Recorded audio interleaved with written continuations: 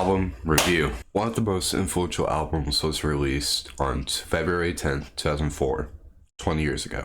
This was Kanye's first studio album and is commonly regarded as his best. Let's take a look at this timeless masterpiece and see what holds up, what's dated, what's influential, and what's repetitive, or simply what's good and what's not. And before you say anything, yes, I am wearing my suit. It's a special occasion. So with that, we'll start with the intro. Kanye, can I talk to you for a minute? Me and the other faculty members... This album, like many of its time, such as the Marshall Mathers LP, has skits in between songs to give context to the story and help with the tone. It begins with D. Ray Davis asking Kanye to play a song for the kids, basically. It really isn't a song, more like a skit, so I'm gonna move on to what is actually the beginning track, We Don't Care. And all my people that's drug dealing just to get by. This is the first Kanye song on the album, and it's perfect. Consisting of amazing horns and instrumentals, the song is just amazing. While it wasn't around when it was released, it's still very impactful today. This really just has an amazing sound and is one of the most iconic Kanye moments in his career. The hook is incredibly catchy, and especially when the kids are singing. Same with When the Woman Comes In. Overall, this is a great song with the unique sound that only Kanye was doing at the time. What the fuck was that, Kanye? I told you to do some shit for the kids. A trend you may notice is that there is a lot of transitions and skits on this album. I do think they can add a ton of character, some context, it can a lot of times be funny, but oftentimes they just feel too much. Thankfully, some of these skits / transitions do add a lot, but some of them really don't. This one is okay for a transition and actually sounds like a lot of later Kanye we'll hear. Thankfully, up next is another banger, All Falls Down. Featuring Selena Johnson, All Falls Down is an amazing song. Boasting a fantastic and catchy hook, you can't help but sing along. The instrumental for this song is actually really good. Not the best out of the album, but honestly, one of the best parts of the song is Kanye. His lyrics are great and are extremely memorable, and I still remember the Alexis line. But other than the iconic or funny lines, his lyrics are still really good. The College Dropout definitely has a lot of bangers, it just has formatting that I don't like. I usually only listen to albums from start to finish. I don't listen to playlists. I don't listen to the radio either. I just pick an album and I listen to it from start to finish. Right now I'm listening to 1999 by Joey Badass and I'm loving it. Expect a video on that soon. I think if the formatting on this album was different, I would throw this album on much more. I hate having to skip like 6 times when listening to an album. There really is one exception to this rule though, and that's I'll Fly Away. One bad morning. When it comes to the transition songs, this is easily my favorite. Having a barbershop quartet-esque song on a rap album is absolutely hilarious, especially since it's really good and it fits with the next song perfectly. The vocals are amazing and so is the piano. The lyrics are easy to follow and are memorable. If the rest of the skits were like this, I would be very happy, but unfortunately they're not. What's even better about this song is how it transitions into the next song. I've been working this grave shift and I ain't Honestly, this is my favorite song off the album. I do think there are some that are close, but I think it'll always be my favorite. There's just something that works about this song always. The instrumental is honestly just perfect. Those drums in between the chorus and the verses always pick me up. Those little laser sounds that you hear in the instrumental are honestly just perfect. The vocals and those chipmunk vocals are perfect. Kanye's lyrics on this are honestly some of my favorite from him at all. The feature, GLC, comes with a very fitting and inspiring voice. His flow is exceptional and fits the song perfectly. Then to mix you up even more, here comes the second feature, Consequence, who is also really good. Much like the other feature, he fits perfectly and does an excellent job. And to top it all off, the I Wanna Fly part at the end is honestly just amazing. This is my pick for my favorite and maybe the best off the album.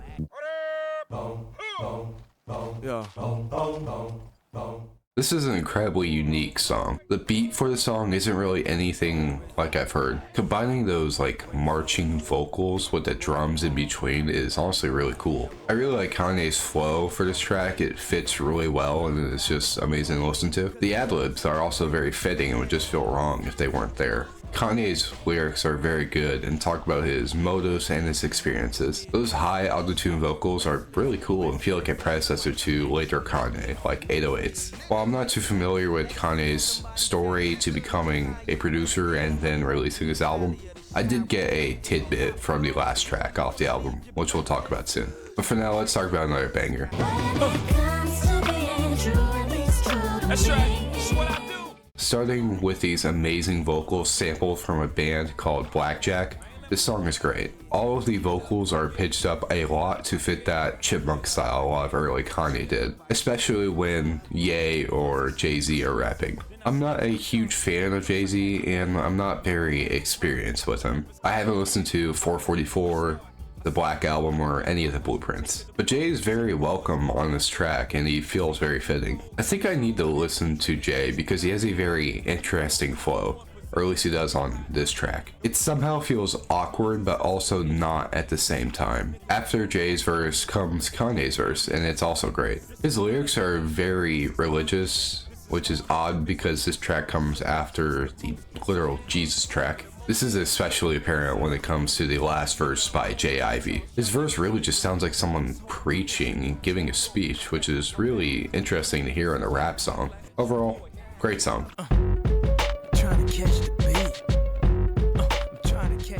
This song is just catchy, like really catchy. The beat especially, you can't help but nod or tap your foot.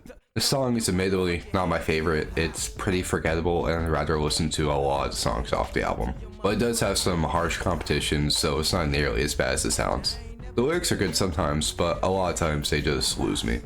Same with the features. They fit and do a good job, but they just don't interest me.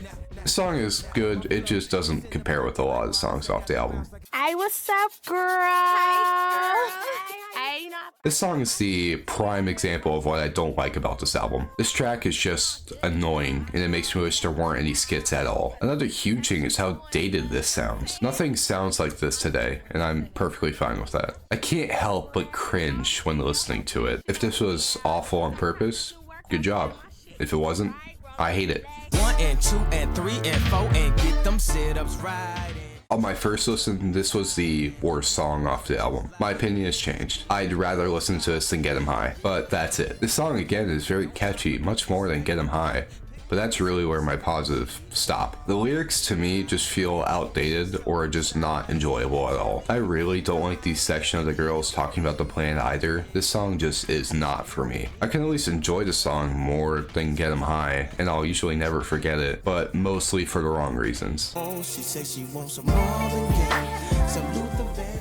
Having Jamie Foxx on the song honestly just takes it to the next level. The chorus is one of the highlights off the album personally. Then comes in Kanye with some great lyrics. Definitely the most soulful song off the album and it's just overall a great sound. Then after the woman tells Kanye to keep speeding up, he can't, so he brings in Twista. He somehow fits perfectly and has an amazing flow. I also like how he keeps a good tone shift and makes it interesting. I really do have to give Jamie Foxx some props because he is insanely talented. I have watched Ray and I've heard some of the music he's also in, so it doesn't surprise me. But for someone who only knows him as an actor, this must be shocking. Overall, a very soulful song with some great features.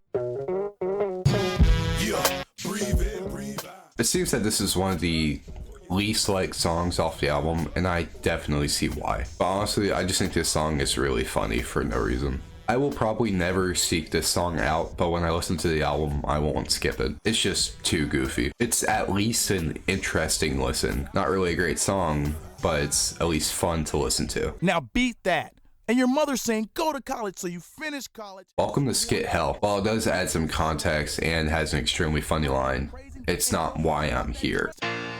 School spirit for them. I don't hear many people talk about this song, which is kind of odd. The instrumental is pretty good, and I like the chipmunk-like voice. Overall, this song is kind of just forgettable. Not in the way of, say, Get 'Em High, just because it was wedged in between 3 skits. Oh yeah, we got 2 more skits to go through. You keep it going, man. You keep those books rolling. You pick up. Once again, like the skit before this one, it does the same thing. It just gives off an interesting narrative. At least I like this one more than the first one because it's a cool transition. Hey, Jimmy, where you going? I don't know where I'm going. This one is very similar. It just gives off an interesting narrative too. Yeah, I'm not really a fan of these skits. Finally, after making it out of skit hell, we get a good song. Just not for me. I can definitely see why one would like this song because it has a lot to offer. A good instrumental, a good sound, good lyrics, good flow, good features. It's just not working for me. Sorry, I'd just rather listen to a lot of the songs off the album instead. Yo, G, they can't stop me from rapping, can they?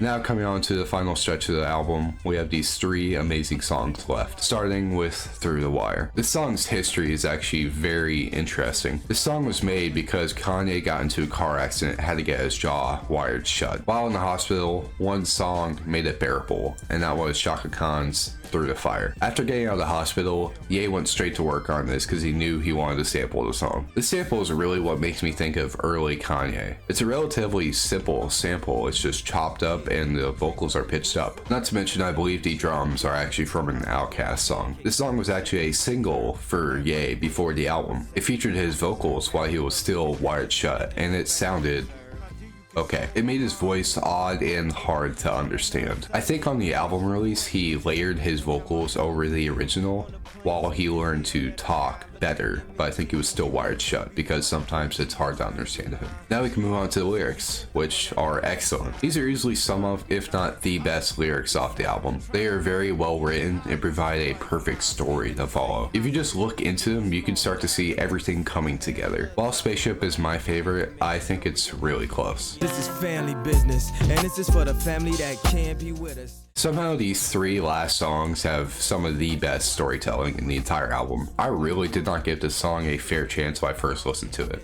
I think I actually skipped it. I had already heard Through the Wire in the last song, so I just wanted to get through it. But as I am writing the script and making this video, I finally gave it a proper listen. And oh my god, this song is so good. Everything just works so exceptionally well together. The drums and the piano especially. Then Ye's lyrics come in and just hit you in the face. Like I said, this was the first time I really gave it a proper listen, so I'm not too familiar with the story right now. But you really don't need to. With the beat and his voice, you just listen. And you can get a basic idea of a story. The song really feels so much shorter than it actually is because of how easy it is to listen to. This may be the best storytelling off the album, but it really isn't fair. This song is the longest off the album, and it really isn't even close. It's almost 13 minutes long. The actual song is around 3 minutes and is really good. I really like Ye singing and the lyrics. The sampling is also really good. It samples a track called Mr. Rockefeller by Bette Midler. Now once the actual song is over, the instrumental becomes jazzy and it's really interesting. Then while the instrumental is all jazzy, Ye just really goes on an entire story of how his life has been and how he became a producer and now how he's releasing the album. I really can't explain it too much without butchering it. Just go give it a listen. It's worth it, believe me.